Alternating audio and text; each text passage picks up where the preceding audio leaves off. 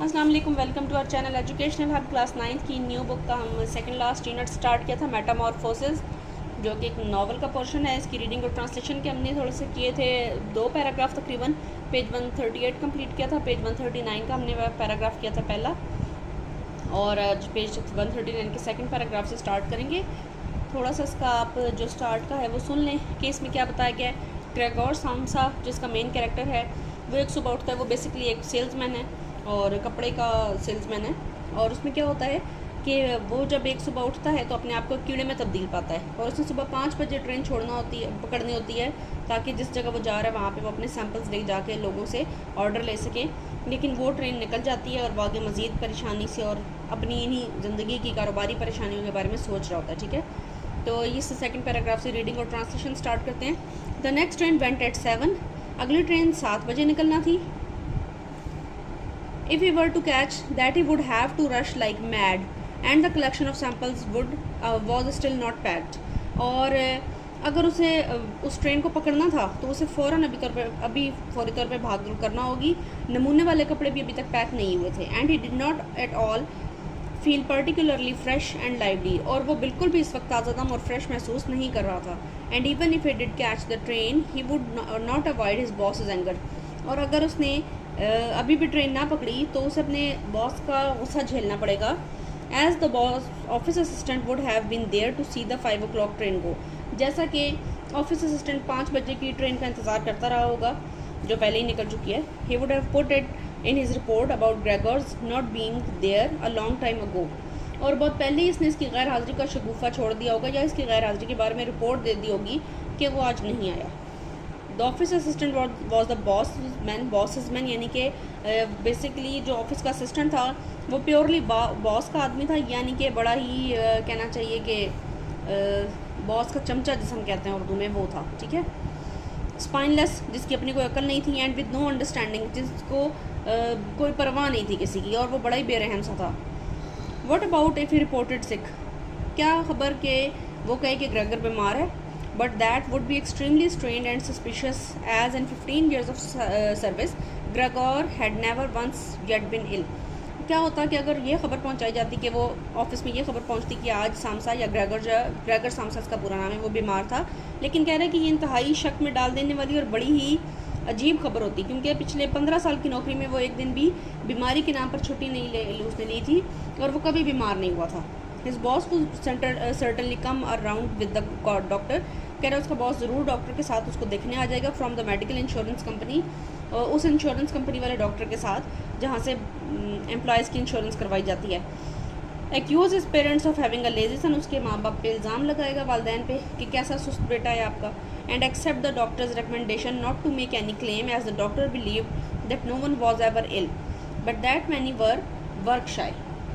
और डॉक्टर की जो सिफारिश, डॉक्टर जो करेगा, डॉक्टर जो कहेगा कि डॉक्टर का ख्याल ये होगा कि वो कभी बीमार नहीं होता, और काम करने के लिए वो जानबूझकर वर्क शायद होता, काम चोर है। उसने काम चोर है, उसने काम से जान बचाने के लिए अपने आप को बीमार कहलवाया है। ठीक है, एंड व्हाट्स मोर, और इसके अलावा क्या, would he have been entirely wrong in this case, क्या डॉक्टर की राय वाकई गलत होगी। Gregor did in fact, Gregor ने सोचा, apart from excessive sleepiness after sleeping for so long, कि ग्रेगर ने सोचा इतनी देर सोने के बाद नींद की ज़्यादती के सवा फील कम्प्लीटली वेल, उसने अपने आप को तो बिल्कुल ठीक महसूस किया था। And even felt much hungrier than usual, और उसने आम दिनों से ज़्यादा अपने आप को भूखा भी महसूस किया। तो भूख मतलब ये कहने का कि वो अपने आप को बिल्कुल ठीक महसूस कर रहा था, क्योंकि भूख उसी बंदे को लगती है जो सेहत में बिल्कुल ठीक हो। ठीक है, he was still हरिडली thinking all this through, वो अभी भी इसी हर चीज़ के बारे में सोच रहा था। Unable to decide to get out of the bed, अभी तक उसने बिस्तर से निकलने का फैसला नहीं किया था। व्हेन द क्लॉक स्ट्रक 7:15, जबकि घड़ी ने 7:15 बजाए। There was a cautious knock at the door near his head. Gregor, somebody called, it was his mother. अभी वो मोहतात अंदाज में अभी वो 7:15 हुए थे, वो सोच ही रहा था, फैसला नहीं किया था कि उठूँ या ना उठूँ, कि इतनी देर में उसके दरवाजे पर एक मोहतात सी नौक हुई, यानी शरीफाना सी हल्की सी किसी ने दरवाज़ा बजाया, खटखटाया, और आवाज़ दी ग्रेगर, समबडी कॉल्ड, किसी ने आवाज़ दी। इट वॉज हिज मदर, ये उसकी माँ थी। इट्स 7:15, 7:15 हो गए हैं। Did you want to go somewhere, क्या तुम्हें कहीं जाना नहीं है। दैट जेंटल वॉइस, वो नर्म आवाज़। ग्रेगर वॉज शॉक्ड, ग्रेगर बड़ा ही हैरान था। When he heard his own voice answering, जब उसने अपनी ही आवाज़ को सुना जवाब देते हुए। It could hardly be recognised as the voice he had before, ये आवाज़ उसकी वैसी आवाज़ नहीं थी जो उससे पहले हुआ करती थी। As it from deep inside him, और ये उसके अंदर कहीं बहुत गहराई से आ रही थी। There was a painful and uncontrollable squeaking mixed in with it, और उसकी अपनी ही आवाज़ में एक ऐसी अजीब सी दर्दनाक चीख जैसी आवाज़ शामिल थी। The words could be made out at first but then there was a sort of echo which made them unclear. कह रहे कि पहले तो उसके मुंह से कुछ अल्फाज निकले, लेकिन फिर एक गूंज सी पैदा हुई जिसकी वजह से अल्फाज अनक्लियर हो गए, यानी कि समझे नहीं जा सकते थे। Leaving the hearer unsure whether he had heard properly or not, और सुनने वाले को ये यकीन ना होता कि क्या उसने उसकी बात सही से सुनी भी है या नहीं, यानी ऐसे अल्फाज उसके मुंह से निकल रहे थे जो मुबहम थे, जो क्लियर नहीं थे। Gregor had wanted to give a full answer and explain everything, Gregor चाहता था कि एक मुकम्मल जवाब दे और हर चीज़ को की वजाहत करे। But in the circumstances contented himself with saying, मगर इन हालात में उसने अपने आप को तसल्ली देते हुए कहा, yes mother yes thank you I am getting up now, जी माँ शुक्रिया मैं उठ रहा हूँ। The change in Gregor's voice probably could not be noticed outside, Gregor की आवाज़ में जो तब्दीली आई थी वो शायद बाहर वालों ने महसूस नहीं की थी। थ्रू द वुडन डोर, क्योंकि बीच में लकड़ी का दरवाज़ा था। As his mother was satisfied, क्योंकि जैसा कि उसकी माँ जो है वो मुतमईन हो चुकी थी विद द एक्सप्लेनेशन, उसकी वजाहत से, एंड शफल्ड अवे और चली गई। But this short conversation made the other members of the family aware that Gregor against their expectations was still at home, लेकिन घर पे मौजूद बाकी मेम्बरान जो ख़ानदान के लोग थे उन्हें इस गुफ्तगू की वजह से थोड़े मोहतात हो गए और उन्हें बड़ी एक अजीब सा उन्होंने फ़ील किया।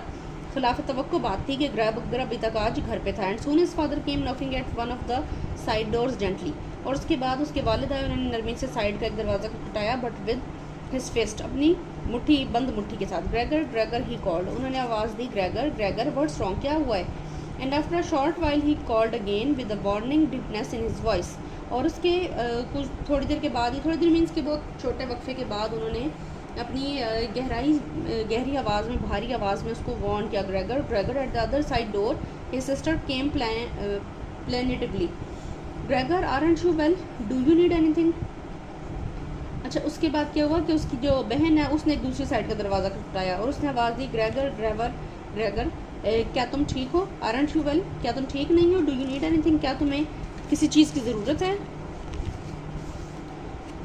It took just as much effort to, मेरा ख्याल है कि एक पेज हमने मिस कर दिया जी।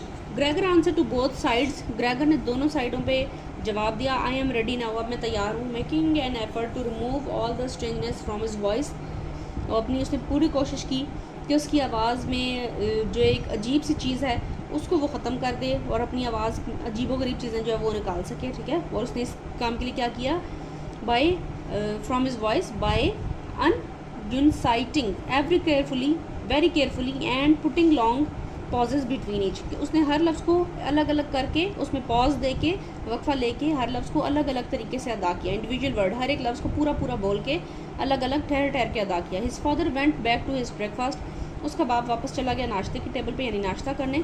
बट हिज सिस्टर विस्पर्ड, लेकिन उसकी बहन ने सरगोशी की, Gregor open the door, I beg of you, Gregor मैं इल्तजा करती हूँ दरवाज़ा खोल दो। Gregor however had no thought of opening the door, हालांकि जबकि ग्रेगर का कोई इरादा नहीं था कि वो दरवाज़ा खोले। And instead congratulated himself for his cautious habit, और बल्कि उसने अपने आप को इस बात पर मुबारकबाद दी जो उसकी एक मोहतात आदत थी, मोहतात रहने की, एक्वायर्ड फ्रॉम हिज ट्रैवलिंग, जो कि उसको ज़्यादा सफ़र करने की वजह से आदत पड़ी थी, of locking all doors at night, कि वो रात को सारे दरवाजे बंद करके सोया करता था, लॉक करके अंदर से, even when he was at home. और अब ये उसको ऐसी आदत हो गई थी कि वो ऐसा घर पे भी होता था, तब भी करता था, ठीक है। The first thing he wanted to do was to get up in peace without being disturbed, वो जो सबसे पहला काम करना चाहता था वो ये था कि वो पुरअमन तरीके से इसी अमन में, यानी कि कोई उसको तंग ना करे, और वो उठने की कोशिश करे विदाउट बीइंग डिस्टर्ब, बगैर परेशान किए। टू गेट ड्रेस, ताकि कपड़े पहन सके, यानी तैयार हो सके। And most of all to have his breakfast, और ताकि उसके बाद नाश्ता कर सकें। Only then would he consider what to do next, उसके बाद ही वो इस बात के बारे में सोचेगा कि उसे नेक्स्ट आगे क्या करना है। As he was well aware that he would not bring his thoughts to any sensible conclusion by lying in bed, क्योंकि वो ये जानता था कॉन्शियस और सेंसिबल मीन्स के वो लेटे लेटे इस बिस्तर पे लेटे लेटे तो वो कोई अक्लमंदाना फैसला नहीं कर सकता था, ये बात उसे अच्छी तरह पता थी। ही remembered that he had often felt a slight pain in bed. उसे याद आया कि उसे एक मामूली सा पेन फील हुआ था बेड पे लेटे लेटे, perhaps cause by laying awkwardly, क्योंकि शायद वो बड़े अजीब तरीके से लेटा हुआ था, इस वजह से, यानी उसकी लेटने की पोजीशन ठीक नहीं थी। But that had always turn out to be pure imagination and he wondered how his imaginings would slowly resolve themselves today. और उसने, लेकिन उसको ऐसा लगता था कि ये सिर्फ जो उसको दर्द होता था बिस्तर पे लेटने की वजह से, लेकिन ये हमेशा उसको ऐसा लगता था कि उसका ख्याल ही, और वो सोचता था कि आज उसका ख्याल कैसे आहिस्ता आहिस्ता हल हो जाएगा, यानी कि अब उसका कोई मसला नहीं था, उसका ख्याल की वजह नहीं थी खाली कि उसको दर्द हो रहा है। He did not have the slightest doubt that he change in his voice was nothing more than the first sign of a serious cold. अभी उसको ये महसूस हुआ कि उसकी आवाज़ में जो एक तब्दीली आई थी वो सिर्फ शदीद सर्दी की वजह से, जो उसको फ्लू हो गया था, ज़ुकाम हो गया था, उसकी वजह से उसकी आवाज़ तब्दील हुई थी, और ये उसी का की वजह से था। Which was an occupational hazard for travelling salesman, और ये एक ऐसी पेशा वराना बीमारी थी जो उसको उसके पेशे की वजह से लगी थी। पेशे की वजह से, यानी वो एक ट्रैवलिंग सेल्समैन था ना, वो हर वक्त सफ़र करता रहता था, तो उसे कभी ठंडे इलाके में, कभी गर्म इलाके में, कभी नए नए लोगों से मिल रहे, तो उसको उनकी वजह से बीमारियाँ और जरासीम जल्दी लग जाते थे। It was a simple matter to throw off the covers, कंबल को एक तरफ फेंकना नहायत आसान था। He only had to blow himself up a little, उसे सिर्फ इतना करना था कि वो अपने आप को थोड़ा सा ऊपर कर देता या फुला देता, and they fell off by themselves, और उसके बाद अपने आप को खुद ब खुद नीचे गिरा देता बिस्तर से। But it became difficult after that, लेकिन उसके बाद ज़्यादा मुश्किल हो गया, especially as he was so exceptionally broad, और ख़ास तौर पे इस वजह से क्योंकि वो बहुत ज़्यादा क्योंकि वो कीड़ा बन चुका है ना, तो कीड़े जो है वो, उनकी बॉडी जो है वो आम, अब मतलब इसी अपने जिस्म के साइज़ का वो कीड़ा बना था, तो उसकी जो बॉडी थी वो बहुत चौड़ी हो चुकी थी। He would have used his arms and his hands to push himself up, उसने इस्तेमाल किया अपने हाथों का और बाजुओं का अपने आप को ऊपर उठाने के लिए, but instead of them he only had all those little legs continuously moving in different directions. लेकिन उसके बजाय जो वो कर पाया वो यही था कि उसकी अपनी छोटी पतली टांगों को मुख्तलिफ किस्म की सिमतों में घुमाता रहा, and which he was moreover unable to control, और वो ऐसी थी कि जिनको कंट्रोल करना, जिन पे काबू पाना जिसकी मूवमेंट पे, यानी टांगों की मूवमेंट पे, उसके लिए मज़ीद मुश्किल था, वो इससे ज़्यादा काबू नहीं पा सकता था।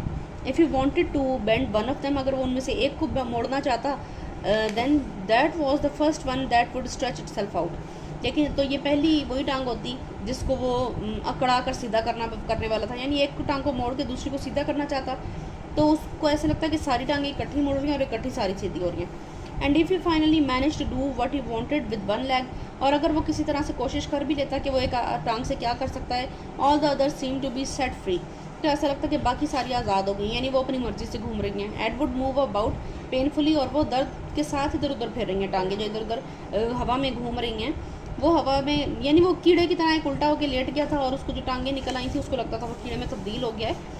तो वो जब उसने देखा कि वो कीड़े में तब्दील है, तो वो जो टांगें थी उसकी, जैसे कीड़ों की होती हैं बहुत ज़्यादा, उसकी बहुत सारी टांगें निकल आई थी, और वो टांगें वो एक को मूव करने की कोशिश करता, बाकी बेकाबू हो जाती हैं, और अपनी मर्ज़ी से, जैसे कीड़े जब उल्टे हो जाते हैं जैसे कॉकरोच वगैरह, तो वो टांगें चलाते हैं हवा में ताकि किसी तरह सीधे हो सके। जो कह रहा है कि जब मैं कुछ भी नहीं कर रहा होता तो बाकी टांगें खुद ब खुद मूव कर रही होती हैं। This is something that can't be done in bed, ये एक ऐसा काम था जो बेड पे लेटे नहीं हो सकता था, यानी उठकर खड़ा होना। Gregor said to himself, Gregor ने अपने आप से कहा, so don't keep trying to do it, लिहाजा इसे करने की कोशिश मत करो।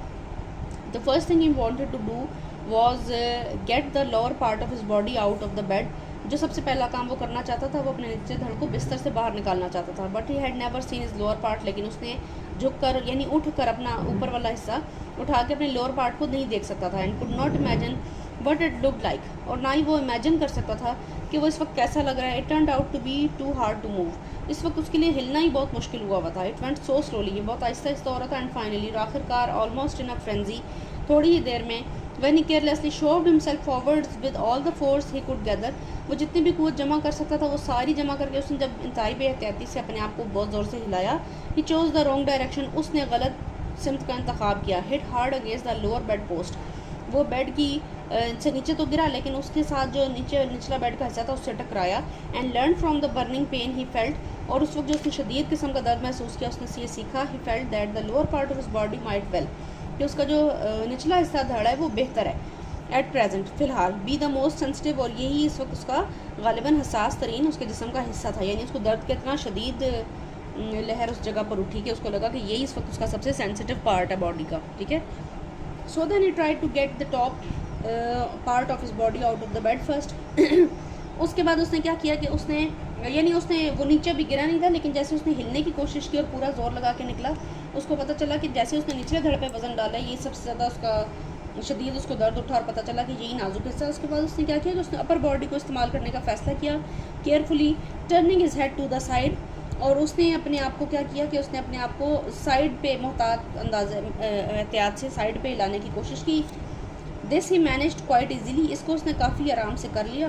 And despite it's breath and its weight, और अपनी सांसों चौड़ाई और अपने वज़न के बावजूद the bulk of his body eventually followed slowly in the direction of the head, लेकिन उसका जो सारा जिस्म था उसने उसके सर की साइड पर रेंगना शुरू कर दिया। आपको पता है जब कीड़े चलते हैं तो वो सर की तरफ घूमते हैं और सर के बल चलते हैं, तो ये बेसिकली वही बता रहे हैं कि चूँकि वो एक कीड़े में तब्दील हो गया था, तो वो एक सर के बल की तरफ या सर की तरफ एक आम कीड़े की तरह वो उसको ज़्यादा आसान लगा और उधर चलना उसके लिए ईजी रहा।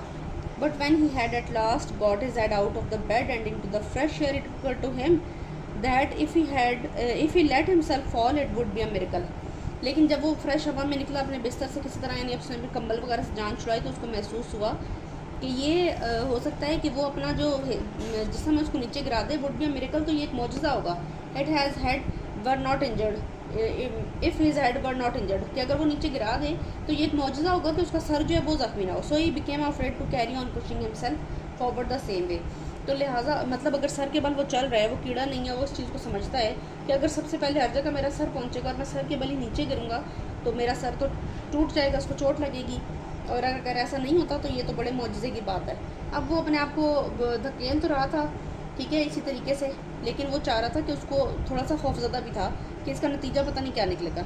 And he could not knock himself out now at any price, better to stay in bed than lose consciousness. और वो बेहोश होने से बेहतर समझता था कि इससे बेहतर है कि वो कहीं पे गिर के अपने आप को अपना होश खो दे, उससे बेहतर है कि वो बिस्तर पर ही रहे। It took just as much effort to get back to where he had been earlier.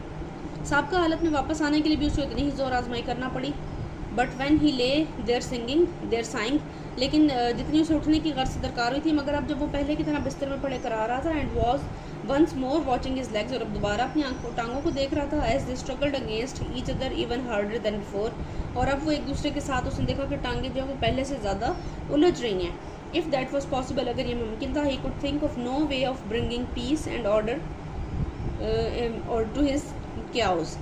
और अभी क्या था, अब अगर अब कुछ पहले से भी बदतर हो गया था और उसे लगा इसे दुरुस्त करने या वापस तरतीब में लाने के लिए इसके पास कोई भी तरकीब नहीं है, यानी कि अब इस मसले का उसके पास कोई हल नहीं बचा था। ठीक है, मेरा ख्याल है कि इतना काफ़ी, क्योंकि वीडियो ऑलरेडी 17-18 मिनट की हो गई है। ऑलरेडी आपको मैंने बताया था कि ये काफ़ी लेंथी यूनिट है, तो इसकी हो सकता है 3 या हो सकता है कि 4 इसकी वीडियो जो है वो बने, सिर्फ रीडिंग और ट्रांसलेशन की भी। तो फिर इंशाल्लाह आपसे नेक्स्ट वीडियो में मुलाकात होती है। ठीक है, और जिन लोगों ने कहा है कि उनको यूनिट नंबर आई थिंक 1 या 2 की एक्सरसाइज है, पेज 25 की एक्सरसाइज, तो अब तो रात काफ़ी हो गई है, सुबह इंशाल्लाह हम कोशिश करेंगे कल उसको मैं सॉल्व करके अपलोड कर दूँ। ठीक है, thank you so much, take care, अल्लाह हाफिज़।